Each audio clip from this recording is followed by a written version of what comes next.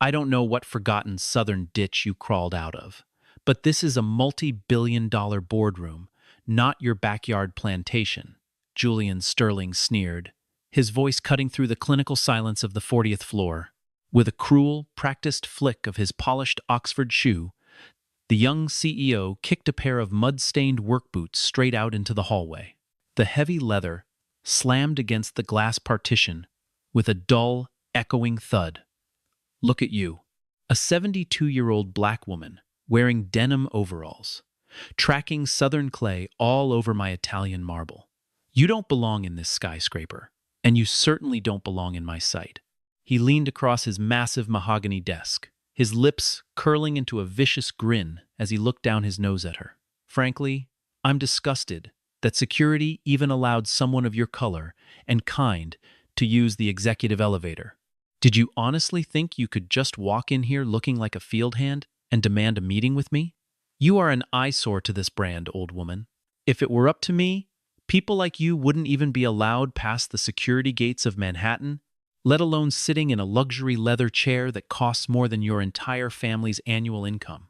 Cora Vance didn't flinch. She stood in her cotton socks on the freezing porcelain floor, her spine as straight as an ancient oak tree.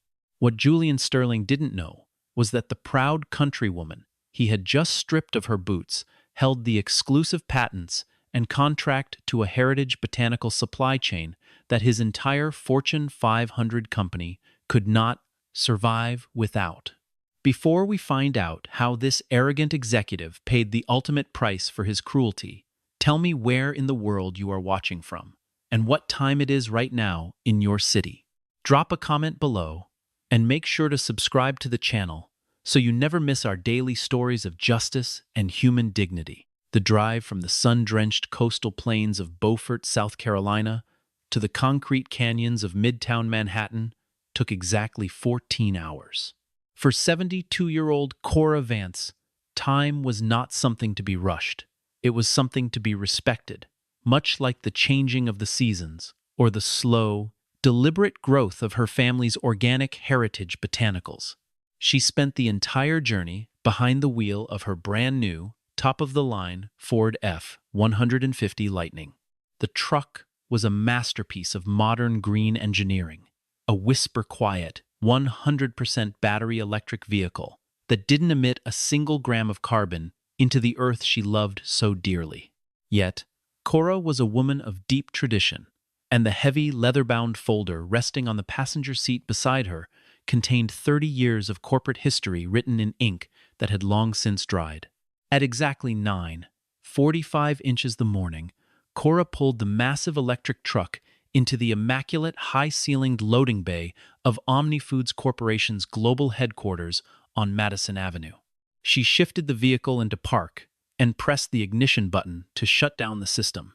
In that exact instant, a bizarre and completely inexplicable mechanical anomaly occurred within the vehicle's state-of-the-art electric architecture. The silent, emission-free electric motor suddenly gave an earth-shattering, thunderous roar that sounded exactly like a high-performance, gas-guzzling V8 internal combustion engine. The truck vibrated violently, and a thick, dark plume of pungent gray exhaust smoke began to billow out from beneath the rear chassis, curling up toward the immaculate white ceiling of the corporate garage. The security guards on duty froze in absolute disbelief, staring at the high-tech electric truck as it emitted the unmistakable old-school rumble of a classic muscle car. Cora merely sighed, entirely unfazed by the vehicle's internal software glitch. She grabbed her worn leather folder, adjusted her clean denim overalls, and stepped out into the chilly autumn air. As she walked toward the grand glass entrance of the skyscraper, her heavy work boots left faint, damp outlines of rich South Carolina red clay on the pristine concrete pavement. Those boots were old, crafted from thick American leather that had been oiled so many times it had turned the color of dark molasses. They had carried her through torrential southern storms, through decades of dawn-to-dusk labor, and across fields of indigo and heritage grain that her grandfather had purchased back in 1865, immediately following the signing of the Emancipation Proclamation. To Cora, those boots were an extension of her very soul, a physical symbol of a proud black family that had pulled absolute prosperity out of a southern soil that had once sought to break them. She pushed through the heavy revolving doors and stepped into the grand lobby of OmniFoods. The sudden shift in atmosphere hit her like a physical blow. The air inside was freezing, scrubbed clean by massive industrial filtration systems and scented with an expensive artificial fragrance meant to evoke luxury. The lobby was an architectural fortress of wealth-towering walls of book-matched white Italian marble, a vaulted ceiling that stretched 3 stories high, and a massive indoor waterfall feature that cascaded silently down a sheet of dark obsidian glass. It was a space designed to make ordinary human beings feel incredibly small, a temple dedicated to the absolute worship of capital, efficiency, and corporate power. Men and women in bespoke charcoal suits and sharp designer heels darted across the polished floors like schools of expensive fish, their eyes glued to the glowing screens of their smartphones. Cora walked directly to the central reception desk, a monolithic slab of black granite where 3 young women sat behind thin, glowing computer monitors. Cora stood before them patiently, her calloused, weathered hands resting gently on the top of her leather folder. "Good morning, young lady," Cora said, her southern accent thick, warm, and slow, carrying the undeniable cadence of the Sea Islands. "My name is Cora Vance, from Vance Agricultural Holdings, down in South Carolina. I have a 10 o'clock scheduled appointment with the office of the Chief Executive Officer, Mr. Julian Sterling. It's for our 30-year contract renewal." The receptionist nearest to her didn't look up immediately. She finished typing a sentence, clicked her mouse 3 times, and then slowly raised her eyes. Her gaze traveled instantly from Cora's silver hair down to her faded denim overalls, pausing for a long, cold moment on the mud-speckled leather boots resting on the pristine marble floor. A faint, unmistakable flicker of distaste passed across the young woman's face, swiftly replaced by a cold, perfectly synthesized corporate smile. "Vance Agricultural?"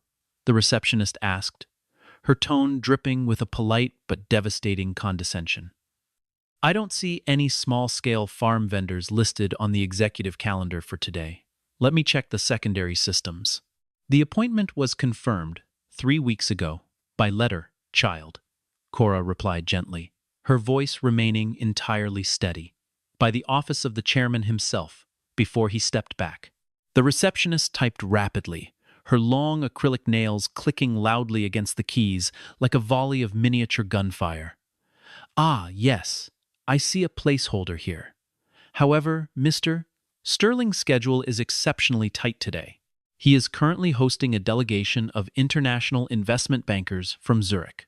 Go ahead and take a seat in the auxiliary waiting area over by the corner. Someone will be down to assist you when they are free." "Thank you," Cora said with a polite nod. She turned and walked toward a cluster of minimalist leather sofas positioned near the far edge of the lobby, well away from the grand entrance. With every step she took, the rich, dried South Carolina clay from her boots left tiny, almost imperceptible flakes of red earth upon the spotless white marble floor. She settled herself into the deep leather seat, placing her worn folder securely upon her lap. As she sat there, completely still, the immense corporate machine of OmniFoods continued to hum around her, entirely unaware of the absolute storm that was quietly brewing in the corner of their kingdom. By 11:30 inches the morning, Cora Vance had been sitting on the deep leather sofa for nearly 2 full hours. The world inside the OmniFoods lobby moved at a frantic, unforgiving pace. Batches of young executives, clad in tailored navy blue suits, hurried past her, their security badges swinging from their lanyards, laughing loudly about stock options and weekend golf trips in the Hamptons. None of them looked at Cora. To them, the elderly black woman in denim overalls was completely invisible, a geographical anomaly that didn't belong in their high-frequency, high-revenue reality. Cora did not mind the wait. Decades of working the earth had taught her the holy virtue of patience. You could not force a seed to sprout before its time, and you certainly could not rush the weather. To pass the time, Cora reached into her quilted canvas bag and pulled out a battered, deeply dented stainless steel thermos. The metal was scratched and faded, showing signs of decades of daily use. It was the final, precious keepsake of her late husband Thomas, who had carried it with him out into the fields every single morning until the day the Lord called him home. Cora unscrewed the plastic cap, and the rich, comforting aroma of homemade chicory coffee filled the clinical, air-conditioned space around her. At that exact moment, a tall, sharp-featured man named Harrison Vance, a senior vice president of regional procurement, came marching across the lobby. He was deep in conversation with a junior analyst, waving a stack of financial charts in his hand. He was not looking where he was going. As he stepped near the sofa, his polished leather dress shoe caught the edge of Cora's small table. His elbow swung outward, violently striking the stainless steel thermos out of Cora's hand. The heavy container crashed against the polished white Italian marble floor, and the piping hot, dark brown coffee splashed violently across the spotless surface, ruining the pristine white stone. "Oh, for God's sake!" Harrison Vance yelled, stopping dead in his tracks. He didn't look at Cora to see if she was burned. Instead, he looked down at his damp trousers, his face twisted into absolute fury. "Look at this mess. Look at my suit. This is unbelievable." He turned his glare directly toward Cora, his eyes narrowing in utter disgust as he took in her overalls and her gray hair. "What on earth is wrong with you? This is a professional corporate environment, not some homeless shelter. Why are you even allowed to sit here with this garbage? Look at the floor. It's completely filthy." Before Cora could utter a single word, Harrison stepped forward aggressively and deliberately brought his heavy heel down right on top of the thermos's vintage plastic lid, crushing it into a dozen jagged pieces with a sharp, sickening crunch. "Security. Get someone over here immediately to clean up this disaster. We can't have people like this tracking filth into the building." He sneered at Cora one last time before storming off toward the elevators. Cora looked down at the crushed remnants of her husband's keepsake. Her heart twinged with a deep, quiet sorrow, but her face remained entirely expressionless. She did not yell. She did not cry out. A moment later, an elderly black custodian named Silas Green approached the spill, pushing a large gray maintenance cart. He had graying hair, kind eyes, and a uniform that had been washed so many times it was faded to a soft sky blue. Silas looked at the spilled coffee, then at the shattered lid, and finally into Cora's eyes. He saw the overalls. He saw the dignity in her posture. He understood the entire situation instantly. Silas knelt down slowly, his old knees popping in the quiet air. He began to mop up the coffee with deliberate, respectful movements. "Don't you pay him no mind, ma'am," Silas whispered quietly, keeping his head down so the security cameras wouldn't catch him talking to a guest. "That man wouldn't know real class if it bit him on the heel. I'm truly sorry about your thermos." "Thank you, son," Cora replied softly, her voice like a soothing balm. "The coffee can be replaced, but the floor is just stone. It doesn't hold a grudge." At exactly 11:45, the central elevator doors slid open with a soft chime, and a large group of men stepped out into the lobby. In the absolute center of the group was Julian Sterling, the newly appointed 38-year-old chief executive officer. He looked exactly like a man who had been built in a laboratory specifically to run a multinational corporation tall, with a perfectly chiseled jawline, silver-streaked hair that was styled to perfection, and a custom-tailored three-piece charcoal suit that cost more than a farmer's annual fertilizer budget. He was laughing warmly, his arm draped over the shoulder of a wealthy Swiss banker. As Julian walked toward the main exit, his sharp eyes swept across the grand lobby. His gaze passed over the waterfall, over the front desk, and then suddenly locked onto the auxiliary waiting area. He saw the pool of coffee that Silas was cleaning up. Then, his eyes traveled up to Cora Vance. He looked directly at her faded overalls, her worn denim shirt, and her large, mud-caked leather work boots. The warm corporate smile instantly vanished from Julian's face. A cold, dark look of pure intellectual contempt settled into his eyes. He stopped walking for a fraction of a second, his lips tightening into a thin line of utter disdain. To him, this old black woman was a blight on his clean, modern aesthetic, a medieval relic of an agricultural past that had no business occupying space in his high-tech corporate paradise. He didn't say a word to her. He merely shook his head, turned his back, and walked out the door, his laughter echoing off the cold marble walls like the sound of distant, heartless money.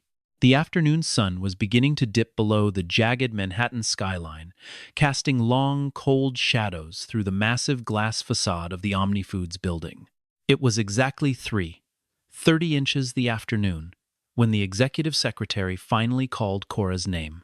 After 5.5 hours of waiting in absolute silence, Cora Vance stood up, smoothed down the front of her denim overalls, picked up her heavy leather folder, and walked calmly toward the secure bank of corporate elevators. The ride up to the 40th floor was completely silent. The elevator cab was a high-tech capsule of mirror-polished chrome and black glass, displaying digital stock tickers that flashed in frantic green numbers. When the doors slid open, Cora stepped out into a completely different world. The executive penthouse floor was covered in a deep, plush wool carpet, so thick that it completely swallowed the sound of her heavy leather work boots. The walls were adorned with priceless abstract oil paintings and massive, crystal-clear photographs of sweeping golden wheat fields beneath the words OmniFoods, Purity, Heritage, Tradition.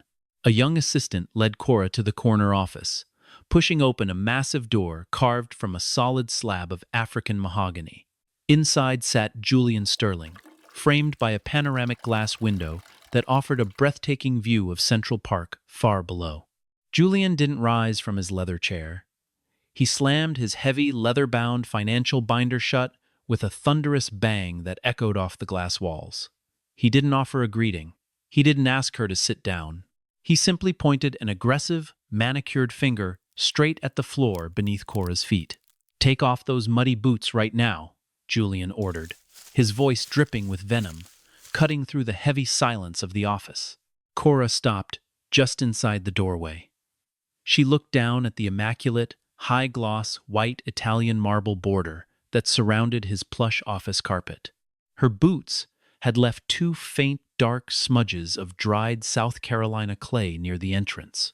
"I beg your pardon, Mr. Sterling," Cora said calmly, her southern voice steady and low. "You heard me, old woman," Julian sneered, his face contorting into a mask of pure, unadulterated arrogance as he leaned forward over his desk. "I don't know what forgotten southern ditch you crawled out of, but this is a multi-billion-dollar boardroom, not your backyard plantation. Look at you. A 72-year-old black woman wearing denim overalls, tracking southern clay all over my Italian marble. You don't belong in this skyscraper, and you certainly don't belong in my sight." He stood up, walking slowly around his massive desk, his hands tucked into his pockets as he looked down his nose at her with supreme racial and class contempt. "Frankly, I'm disgusted that security even allowed someone of your color and kind to use the executive elevator. Did you honestly think you could just walk in here looking like a field hand and demand a meeting with me? You are an eyesore to this brand, old woman. If it were up to me, people like you wouldn't even be allowed past the security gates of Manhattan, let alone sitting in a luxury leather chair that costs more than your entire family's annual income." Cora did not lower her head. She did not let her eyes waver from his furious gaze. "These boots have worked the earth that feeds your customers, Mr. Sterling. There is no shame in honest soil. I don't care about your philosophical garbage," Julian snapped, his voice rising to a harsh, aggressive pitch. "This office is a sanctuary of global business. I will not have it defiled by the dirt from some failing family plot in the South. Unlace those filthy things and leave them out in the hallway immediately, or I will have security drag you out of this building by your collar." Cora looked at him for 3 long seconds. The silence in the room became so heavy that the quiet hum of the building's ventilation system felt deafening. Without a single word of protest, she bent down slowly, her elderly joints aching slightly, and unlaced her heavy leather work boots. She stepped out of them carefully, leaving them neatly paired by the door. She stood on the freezing porcelain tile floor in her plain, thin white cotton socks. The cold from the stone traveled instantly up her legs, but her posture remained entirely unyielding, her spine straight like a pillar of iron. Julian let out a sharp, mocking laugh as he walked back to his desk. He reached down and violently grabbed her boots by the leather laces. With a cruel, swift motion of his arm, he hurled them straight out into the executive hallway. The heavy leather boots slammed against the glass partition outside with a loud, echoing thud, sliding across the floor while several corporate secretaries looked on in absolute stunned silence. "There," Julian said, dusting off his hands with an expression of pure, smug satisfaction. "Now that we've removed the trash from the room, let's talk about why you are wasting my valuable time. I have a group of international investors waiting for me in 20 minutes, and I don't intend to spend another second looking at an old countrywoman who doesn't even have the common sense to dress like a civilized human being."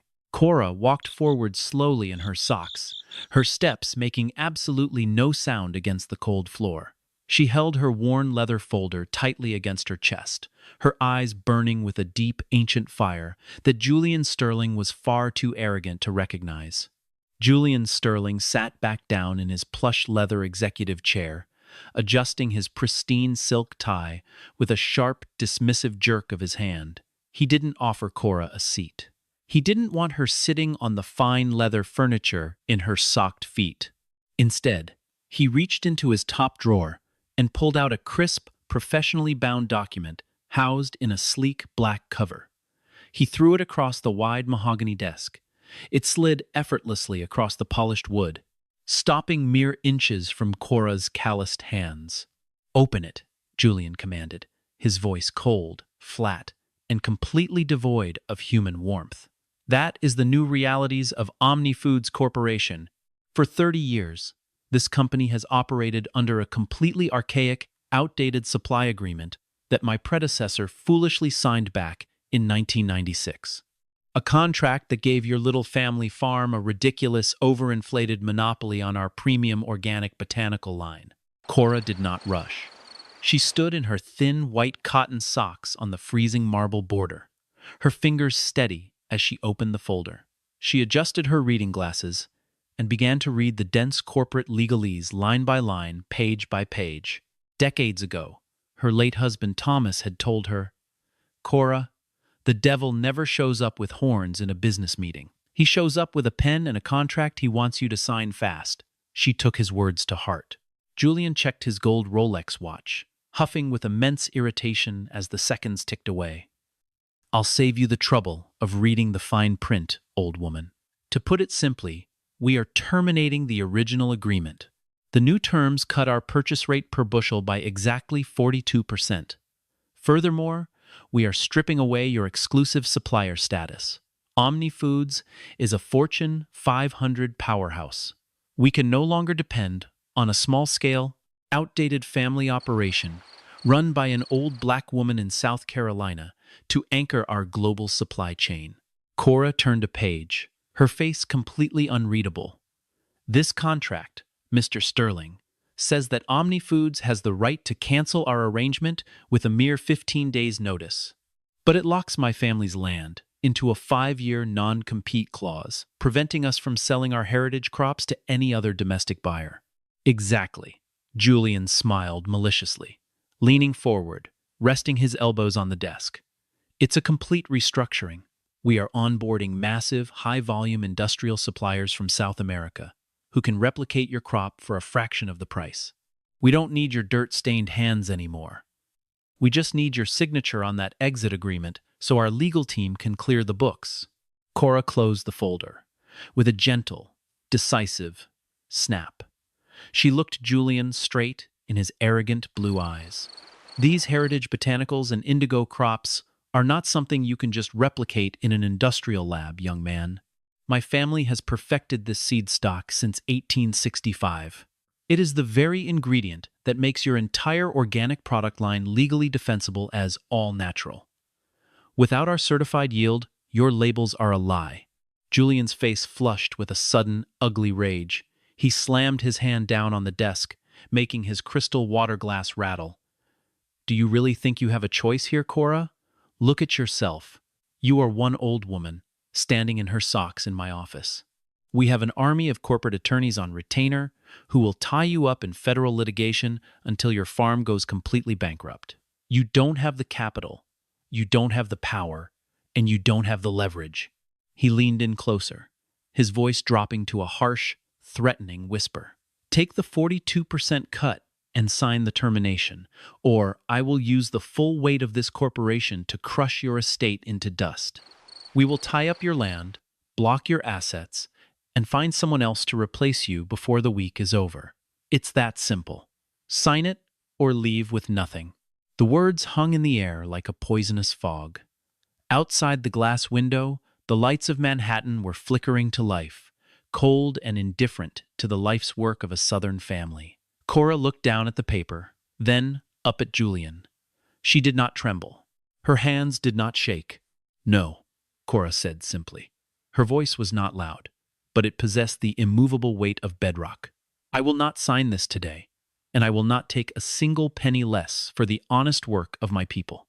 Julian froze, his mouth slightly open in utter disbelief. No one in this building had ever told him no. "Then you have just made the biggest mistake of your pathetic little life," he hissed, his eyes burning with absolute malice. "Get out of my office. You are officially done with OmniFoods." Cora Vance turned away from the CEO's mahogany desk with absolute grace. She walked across the freezing porcelain floor in her white cotton socks, entirely ignoring the cold that bit at her soles. She opened the heavy mahogany door and stepped out into the executive hallway. There, resting on the plush wool carpet where Julian had cruelly thrown them, were her mud-stained leather work boots. She knelt down patiently, unbothered by the stares of the corporate assistants who were pretending to type at their desks. She slid her feet into the dark leather, laced them up tightly, and tied the knots with firm, practiced movements. As she stood up, the executive elevator chimed, and a tall, sharply dressed black man in a tailored charcoal wool suit stepped out. It was Marcus Vance, Cora's 34-year-old grandson, and the chief legal counsel for Vance Agricultural Holdings. Marcus looked down at the faint red clay smudges on the carpet, then at his grandmother's calm face. He saw the empty hands that did not carry a signed contract. He understood everything instantly. "Did he sign the renewal, Grandma?" Marcus asked, his voice low, deep, and precisely controlled. "No, Marcus," Cora replied softly, adjusting her denim overalls. "Mr. Sterling threw my boots out into the hallway, called me a field hand, and told me he would crush our family into dust if we didn't sign away 42% of our heritage rate." Marcus's jaw tightened so hard a muscle twitched in his cheek. His eyes turned into cold flints of steel, but he maintained the absolute composure of a seasoned federal litigator. "He threw your boots?" "He did," Cora said, placing a gentle hand on her grandson's arm to steady his rising anger. "But anger is a luxury we cannot afford right now, child. The harvest is nearly ready back home. We have a business to run." "Don't worry, Grandma," Marcus said, his voice dropping to a deadly, quiet calm, as he guided her toward the elevator. "He thinks he's playing corporate chess, but he doesn't even know who owns the board. Let's go." As the elevator doors closed behind them, up in the corner office, Julian Sterling was pacing back and forth, laughing loudly as he spoke to his executive assistant, Evelyn Brooks. "Can you believe the absolute nerve of that old country woman, Evelyn?" Julian scoffed, pouring himself a glass of expensive scotch from a crystal decanter. "She actually thought she could negotiate with me. These local, small-time Southern vendors think because they've been on our books for 30 years, they are irreplaceable. I'll enjoy watching our legal team strip that farm away from her family." Evelyn Brooks stood near the door, her hands clasped tightly around her tablet. Her face was pale, and her fingers were trembling slightly. She had worked for OmniFoods for 12 years, starting back when Julian's father and the founding chairman, Arthur Pendleton, ran the company with honor and mutual respect for their suppliers. She had witnessed the entire confrontation through the slightly ajar door. She had heard every racial slur, every disgusting insult Julian had hurled at the dignified elderly woman. Something deep inside Evelyn's conscience broke. "Mr. Sterling," Evelyn said, her voice shaking but resolute. "The Vance family isn't just a local vendor.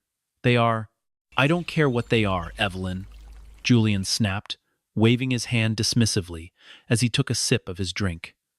"They are history. Draft an emergency executive memo to the procurement department. Tell them to officially halt all automated monthly payments to Vance Agricultural Holdings effective immediately. We are cutting off their cash flow. Let's see how long her pride lasts when she can't pay her farmhands next week." Meanwhile, downstairs in the quiet interior of the Ford F-150 Lightning, Marcus Vance opened his encrypted corporate laptop. His fingers flew across the keyboard with lethal precision. As the chief legal counsel for the Vance estate, he didn't just manage farm paperwork. He managed an agricultural empire that held the foundational patents to the organic preservation enzymes used in 60% of OmniFoods' entire global product catalog. "Grandma," Marcus said, looking at the screen as a crimson notification flashed. "I am activating Section 9, Clause B of the 1996 Master Agreement, the Material Breach and Supply Freeze Protocol." Cora looked out the window at the towering skyscrapers of New York, her face illuminated by the passing streetlights. "Is it time, Marcus?" "Yes," Marcus nodded grimly, hitting the final enter key. "By law, since they threatened predatory termination, we have the right to completely freeze all botanical and enzyme shipments instantly. As of this exact second, OmniFoods' entire supply chain is officially starved of its raw materials. Let's see how much his precious Italian marble is worth when his factories stop running." 2 days after Cora Vance walked out of the Madison Avenue skyscraper in her cotton socks, absolute chaos descended upon OmniFoods Corporation. The freeze activated by Marcus Vance had hit the company's manufacturing facilities like a devastating, invisible missile. Across 6 major processing plants in Ohio, Iowa, and Pennsylvania, production lines grinding out the billion-dollar Nature's Choice Premium Organic line came to a grinding, screeching halt. Without the proprietary Vance Heritage botanicals and organic enzymes, the food products could not be legally certified or packaged. Shipping trucks sat empty in loading bays. By Tuesday morning, rumors of a catastrophic supply chain failure leaked to Wall Street. OmniFoods' stock ticker began to bleed heavy red percentages, plummeting a staggering 7.4% within the first 3 hours of trading, wiping out nearly $450 million in market capitalization. Julian Sterling was trapped in his 40th floor office, sweating profusely through his bespoke 3-piece suit as 5 different phones rang simultaneously on his desk. But instead of resolving the crisis, his arrogance drove him to commit an act of absolute desperation. "I don't care what the legal risks are. Do it now!" Julian roared at his public relations director over the speakerphone. Within an hour, a heavily edited, highly manipulative video clip was leaked from an anonymous account straight to social media and major business news networks.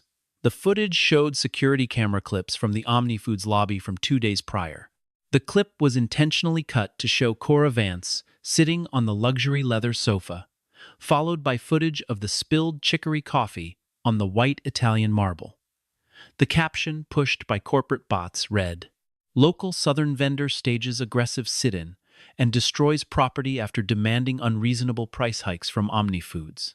The internet exploded. By Tuesday afternoon, the manipulative video had been viewed millions of times.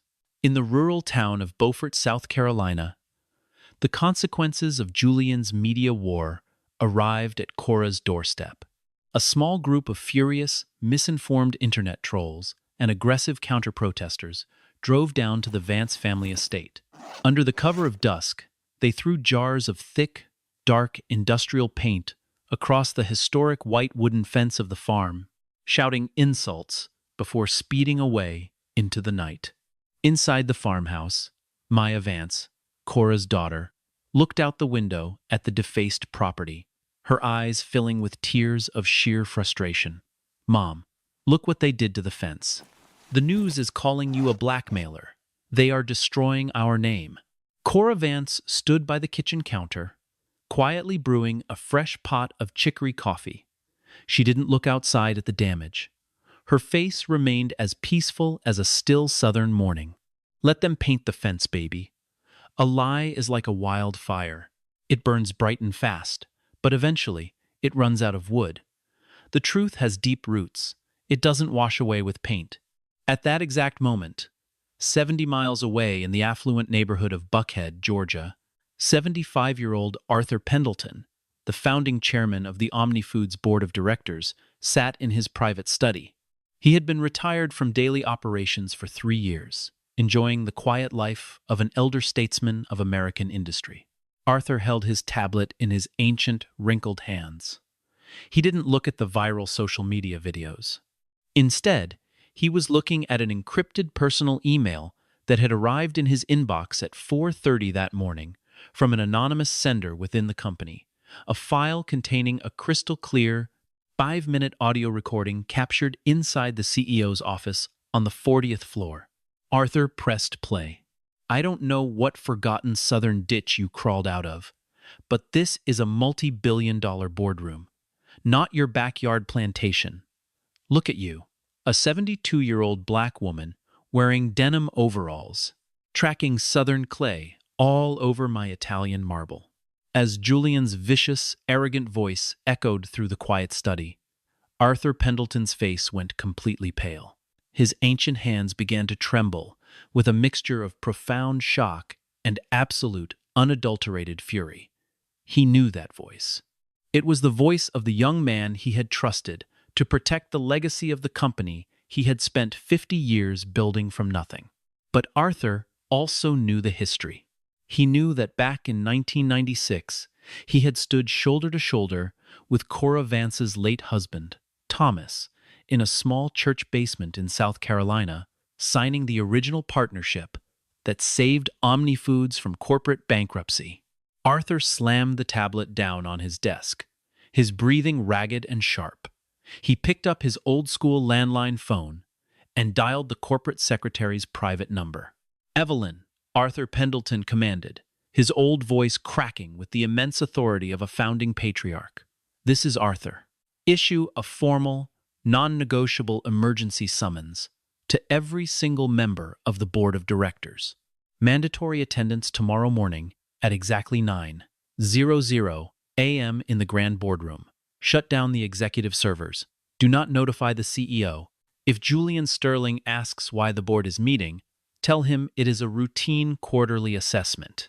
I am boarding a private flight to New York in 1 hour." He hung up the phone, his eyes burning with a righteous, furious fire. The Titan had awakened, and a day of absolute reckoning was coming to the 40th floor. At exactly 9:00 on Wednesday morning, Julian Sterling walked into the grand boardroom on the 40th floor of OmniFoods headquarters. He carried a hot cup of espresso in one hand and a sleek leather iPad case in the other, his posture exuding the practiced, unyielding confidence of a modern corporate executive. The stock market had just opened, and the company's shares were still bleeding value, but Julian had already prepared a sophisticated presentation detailing how his legal department would crush the rebellious Southern supplier by Friday afternoon. He expected a routine emergency briefing. He expected to control the narrative entirely.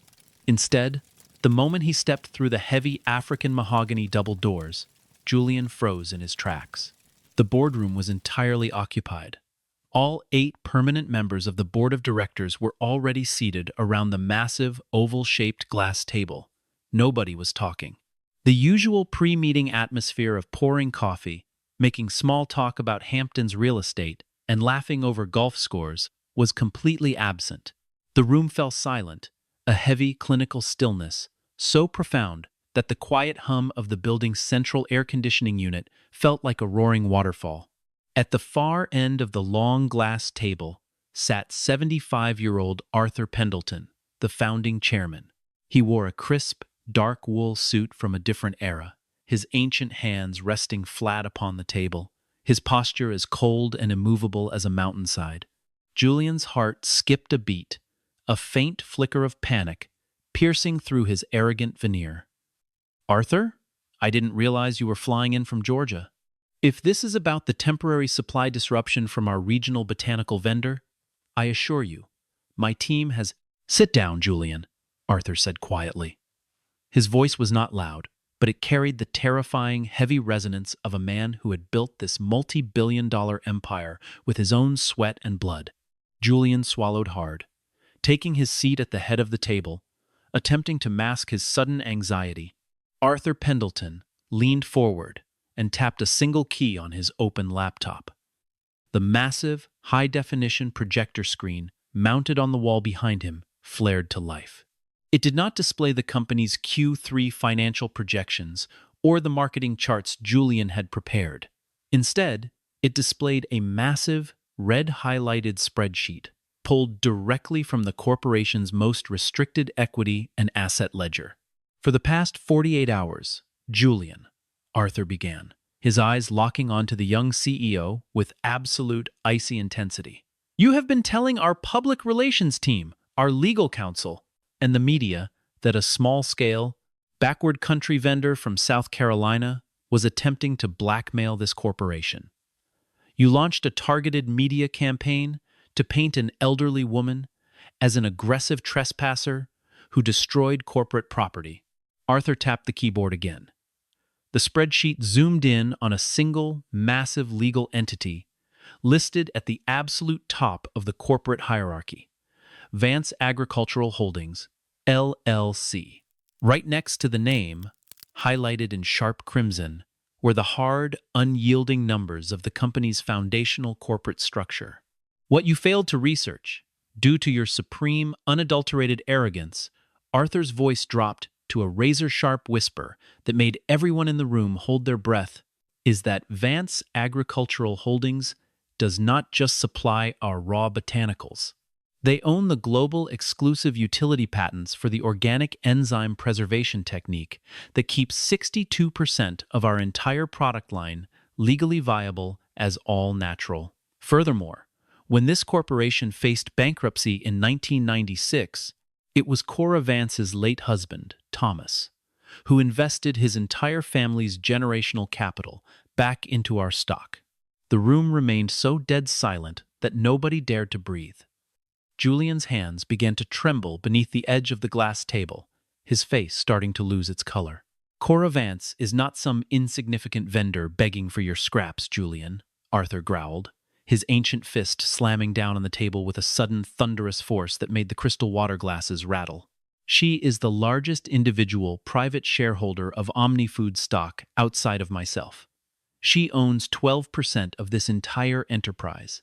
The very building you are sitting in, the luxury leather chair you are resting your backside on, and the Italian marble floor you value so highly were paid for by the family whose soil you just insulted. She isn't a vendor trying to survive our decisions. She is our single biggest partner. She is the true titan holding up this entire corporate tower, and you just threw her out of your office." Julian Sterling went completely pale, the blood draining from his face until his skin looked like old parchment. His mouth opened slightly, but no sound came out. The absolute weight of his monumental mistake had just crashed through his skull. He looked around the long table, his eyes scanning the faces of the 8 board members, desperately searching for a single nod of agreement, a single ally to help him navigate the sudden devastation of his career. But he found absolutely nothing. Every single board member stared directly ahead, their eyes cold, dark, and utterly indifferent to the survival of the young man sitting at the head of the table. Julian Sterling tried to clear his throat, his hands trembling violently as he set his espresso cup down on the glass table, the liquid sloshing over the white porcelain rim. "Arthur, please, let's look at this pragmatically. I was simply attempting to protect our corporate profit margins. The agricultural sector has shifted, and I didn't realize the depth of the legacy agreement." The video clip leaked to the media was merely a strategic play to manage the public narrative. While we renegotiated, "Silence," Arthur Pendleton commanded, his old voice sharp like a cracking whip. He didn't let Julian speak another word. He tapped his laptop one final time. The boardroom's high-fidelity sound system came to life with a soft, digital hiss. Within 2 seconds, the clear, undeniable audio recording captured by Evelyn Brooks inside the CEO's office filled the room. "Take off those muddy boots right now. I don't know what forgotten southern ditch you crawled out of, but this is a multi-billion-dollar boardroom, not your backyard plantation. You are an eyesore to this brand, old woman. If it were up to me, people like you wouldn't even be allowed past the security gates of Manhattan." As Julian's own cruel, mocking words echoed off the glass walls of the boardroom, the members of the board of directors winced in visible disgust. One of the female board members turned her head away from Julian entirely, her face twisted in deep shame. The raw, unfiltered racial and class contempt carried in the audio was completely indefensible. It was a corporate death sentence, captured in 5 minutes of crystal-clear digital sound. "This audio," Arthur Pendleton said, his voice dropping to a terrifyingly calm cadence, "was delivered to my office yesterday morning, along with a sworn written statement from your own executive assistant, Evelyn Brooks, who resigned her position immediately after witnessing your disgusting behavior. Furthermore, our security logs confirm that you left Mrs. Cora Vance standing barefoot on a freezing porcelain floor after throwing her work boots into the executive hallway." Julian slumped back into his leather chair, his breathing ragged, sweat pouring down his face, completely soaking the collar of his expensive dress shirt. The corporate mask had completely shattered, leaving behind nothing but a terrified, small-minded man who had been thoroughly crushed by the truth. "Your targeted media campaign against Mrs. Vance," Arthur continued, holding up a printout of the viral social media metrics, "has caused public outrage, resulting in an active boycott of our brand, a 7% drop in our stock price, and real-world harassment against a historic American family estate. You violated our core corporate charter. You committed a material breach of our most sacred supply partnership, and you demonstrated a complete lack of basic human decency." Arthur stood up slowly, his tall, ancient frame dominating the boardroom. He looked down the length of the glass table at the remaining board members. "I am calling for an immediate, non-negotiable vote for termination for cause under Section 4 of the executive contract. All those in favor of the immediate removal of Julian Sterling from his position as Chief Executive Officer, raise your hands." Before Arthur could even finish the sentence, 7 hands flew into the air simultaneously. The vote was swift, brutal, and completely unanimous. "Julian Sterling," Arthur said, looking down at the pale, broken man at the end of the table, "you are officially terminated, effective immediately. Your executive access codes have already been wiped from the central server. Your corporate credit cards are deactivated, and your clawback clause has been activated, meaning you forfeit every single dollar of your stock bonuses and severance package. Our legal team will be filing a formal suit against you personally for corporate malfeasance and breach of fiduciary duty before the courts open tomorrow morning." Julian sat completely frozen, unable to speak, unable to move, unable to even lift his head as the board members silently gathered their laptops and files. One by one, the leaders of OmniFoods stood up and walked out of the room without offering him a single glance, a single handshake, or a word of farewell. Arthur Pendleton was the last to leave. He stopped at the heavy African mahogany doors, turning back to look at the disgraced executive one final time. "You thought those muddy boots were a sign of weakness, Julian," Arthur said softly, his voice carrying the immense weight of a lifetime of wisdom. But those boots built this company. You are dismissed." He walked out, pulling the heavy door quietly shut behind him, leaving Julian Sterling entirely alone in the massive, dark boardroom, trapped in the cold, unfeeling silence of his own making. The autumn sun rose high and warm over the coastal plains of Beaufort, South Carolina, casting a brilliant, golden light across the endless rows of heritage indigo and ancient botanical crops. The air was sweet, with the scent of rich, damp earth and wild marsh grass. At exactly 10 on Friday morning, a sleek, understated black luxury sedan pulled off the main highway and turned onto the long dirt road leading to the historic Vance family estate. The car stopped near the front porch of the white-painted farmhouse. The doors opened, and 75-year-old Arthur Pendleton stepped out into the warm, southern air. He did not bring an army of corporate attorneys. He did not bring assistants or public relations managers. He carried only a single, thick, leather folder tucked securely beneath his arm. He walked up the wooden steps of the porch and knocked gently on the screen door. A moment later, Cora Vance opened the door. She wore her clean denim overalls, her silver hair catching the bright morning sun. She looked at the founding chairman of OmniFoods for a long moment, her face gentle and entirely at peace. "Hello, Arthur," Cora said softly, her southern accent warm and slow. "Hello, Cora," Arthur replied, his old voice cracking with an immense, deep-seated emotion. He took off his hat and looked into the eyes of his old partner's widow. "I drove 14 hours from New York to bring you this personally. I wanted to make sure I made the journey in reverse, just like you did." He reached out and handed her the thick leather folder. Inside was a completely restructured, non-negotiable 20-year master partnership agreement. The contract did not contain a 42% cut. Instead, it established a permanent rate, 1% above the original, 1,996 agreement. Guaranteed minimum annual purchase volumes written in hard numbers, and an absolute, legally binding clause that stripped OmniFoods of any right to ever unilaterally terminate the supply chain without a 2-year advance notification. But the most beautiful part of the document was written at the absolute bottom of the first page, added in Arthur's own elegant blue handwriting, not typed by a corporate computer, was a permanent product designation, the Vance Legacy Blend. Moving forward, every single package of OmniFoods premium organic products sold in grocery stores across the United States would carry Cora's family name right on the front of the packaging, placed proudly above the words, "Heritage Botanicals Grown with Honor, since 1865. Cora Vance read the document slowly, page by page, her weathered fingers tracing the lines of ink with deliberate, respectful movements.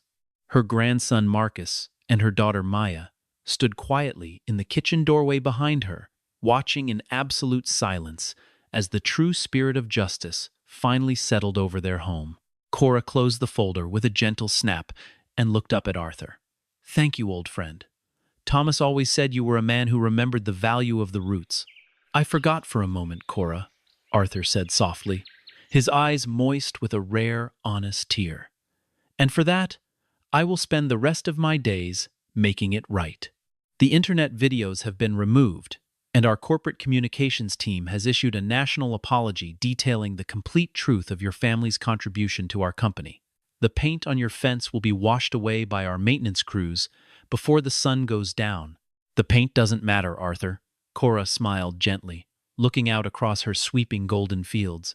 "The dirt on my boots always washes off, but the dignity we put into this ground stays forever." She picked up a heavy black pen from the kitchen table and signed her name on every required page, with slow, deliberate, and final movements. The historic partnership was preserved, and the future of her family's generational empire was secured forever. 6 weeks later, on a quiet Tuesday morning, Cora Vance stood at the edge of her historic South Carolina fields. The harvest was officially complete, Every single bushel of heritage grain and organic botanicals safely delivered and accounted for. She pulled out her phone and looked at a photograph her daughter Maya had just sent her from a grocery store aisle in Atlanta. It was a picture of the brand new OmniFoods organic cereal box, beautifully designed with a golden sun rising over a southern field. And right there, on the front panel, in clean, strong serif lettering for millions of American families to see, was her family's name, the Vance Legacy Blend. Cora looked at the screen for a long time, a deep, overwhelming sense of satisfaction filling her chest. She carefully slid the phone back into her pocket, took off her old straw hat, and held it tightly against her overalls. She looked down at her large, mud-stained leather work boots, the very same boots that an arrogant corporate dictator had thrown out into a cold Manhattan hallway just 45 days prior. The morning sun was coming up full, bright, and clean over her ancestors' land, flooding the fields with a warm, triumphant light. The world outside her farm would always have its storms, its small-minded men, and its moments of deep injustice. But Cora Vance knew that as long as you stayed rooted in the truth, as long as you kept your word and respected the soil, the sun would always rise to vindicate your dignity. She put her straw hat back on her head, took a deep, clear breath of the southern air, and turned back toward her farmhouse to begin the honest work of a brand new day. Life lesson. This powerful story reminds us that true human dignity can never be measured by the cost of a suit, the shine of a floor, or the height of a corporate tower. Arrogance may sit on a throne of glass, but honor is always rooted in the soil of honesty and hard work. Never look down on someone because of their appearance, for the very hands you dismiss today may hold the key to your survival tomorrow. Philippians 2:3 reminds us to do nothing out of selfish ambition or vain conceit, but rather, in humility, value others above yourselves. If this story of ultimate corporate justice and human dignity touched your heart today, please leave a like to support the channel. Drop a comment below, sharing your thoughts on Cora's quiet strength. And make sure to subscribe to the channel right now so you never miss our daily inspiring journeys. Have a truly wonderful and blessed day.